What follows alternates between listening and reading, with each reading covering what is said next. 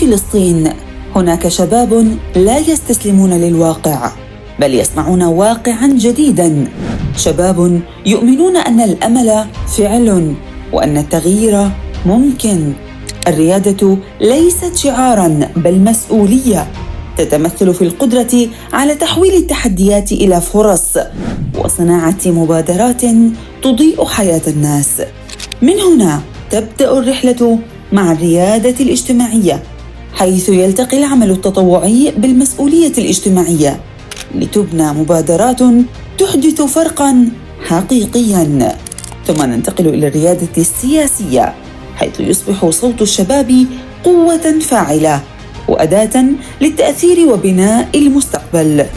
رغم الاحتلال والحصار والبطالة، يظل الشباب الفلسطيني رواداً في التعليم والثقافة والتكنولوجيا والعمل المجتمعي.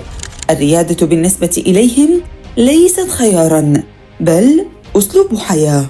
انضم الآن إلى مساق الريادة المجتمعية والشباب الفلسطيني لتكون جزءاً من جيل يرسم الأمل ويصنع الغد. سراج، منصة فلسطين للتعليم المفتوح.